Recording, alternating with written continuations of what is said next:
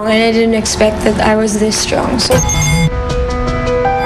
Ang inakalang ordinaryong meeting sa pamunuan ng bench ay pagkuha na pala kay Lovie po bilang endorser ng underwear nito. Kaya aminado ang aktres na hindi niya napaghandaan ang pagpapasexy sa ginawang pictorial para dito.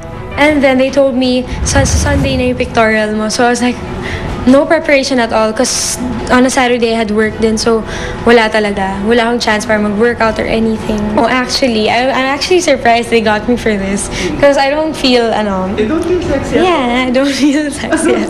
Sa tinatamasangang tagumpay ni Lovie, her father, the late Fernando Poe Jr., must be proud of her. Oh, yes. Yeah, that's why my tattoo nga is for him. It's my wings, my gravity. Yes, it's like a balance. Na he makes me fly but pulls me back to the ground. I got it ng death anniversary niya. Speaking of being flighty, literal ngang madalas bumiyahe si Lovie sa Hong Kong, reportedly on 2 accounts. To shop and meet friends, partikular na ang kanyang rumored boyfriend na si Ilocos Sur Representative Ronald Singson. Already talked about this topic for such a long time na rin. So I think it's time for me to keep it private already. I mean, it's time for me to stop here already. I mean, I didn't want to answer questions before, but I had to because I just can't keep quiet all the time. It's hard na kasi to talk about it. I mean, whatever I say naman, people will take it out of context. Kung sa bagay, local media has been churning out updates on Singson's drug case in Hong Kong. Bagamat aminado ang kongresista na nababahala siya bunsod ng naganap na hostage drama sa bansa kamakailan. Personally speaking, syempre kinabahan din ako. Pero sabi ng lawyer ko, yan yung dynamics ng kaso. Wala tayong magagawa dyan. Circumstances beyond our control. Inireset naman sa October 19 ang arraignment kay Singson. Makaraang tumanggi itong maghain ng plea nitong September 7 sa Wan Chai District Court due to health reasons. I have to respect the instructions of the court not to talk about the case. Medical condition. I can't talk about the case right now. Todo suporta naman si Lovie sa kanyang napapabalitang nobyo. Tinatatagan din ng aktres ang kanyang loob. And I didn't expect that I was this strong. If there's anything, he'll just tell himself. He's not escaping from anything naman. It's hard for me to say. Samantala, isa si Jo Marie Iliana sa mga malalapit na kaibigan ni Singson. Business partner din niya ito sa pagproduce ng mga foreign acts sa bansa. Live ngayong hapon sa Star Talk TX, Jo Marie Iliana.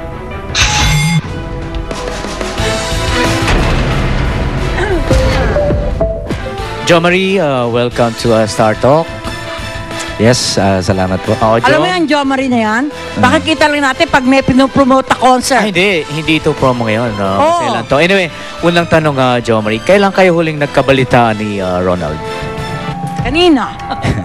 Noong Text ba kayo? isang araw.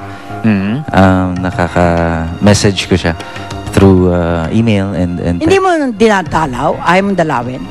I'm doing a movie now Tapos nagte-taping din ako.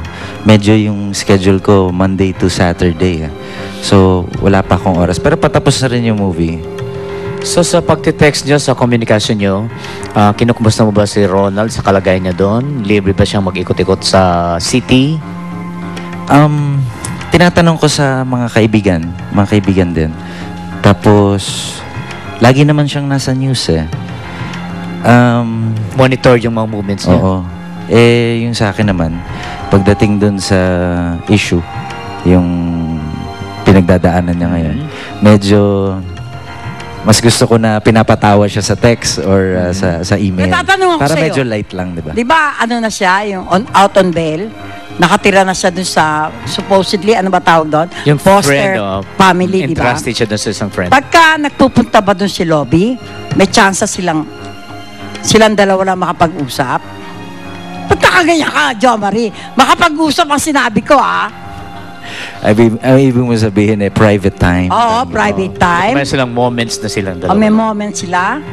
Sana. Pwede mag-holding hands. Sana. Pwede mag-holding hands, Oo. So, Sa kanila na yun, ano? Oo. Anyway, Jom, totoo bang kasama ka sana nung bumiyahe si Ronald doon sa Hong Kong?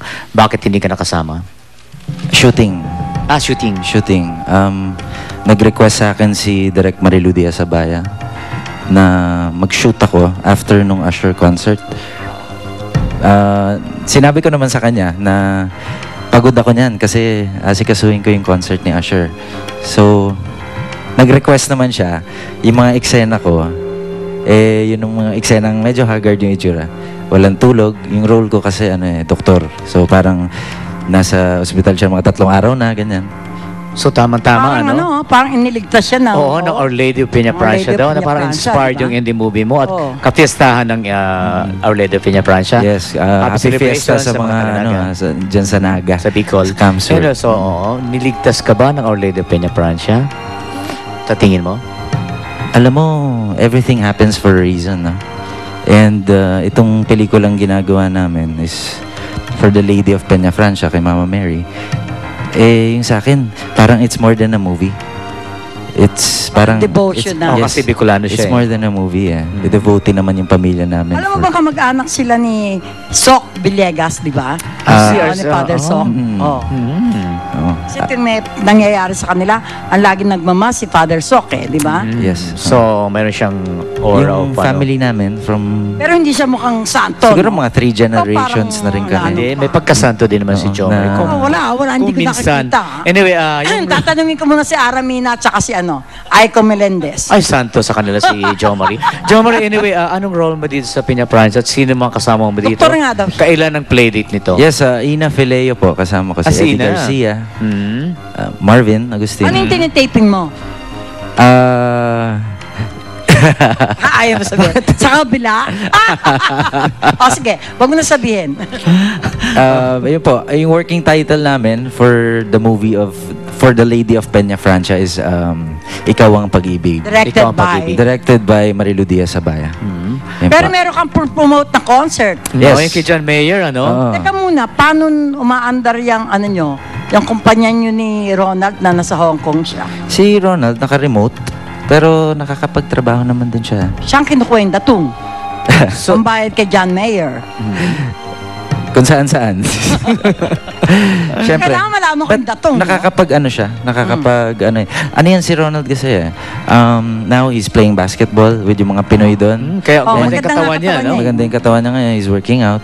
Physically fit siya.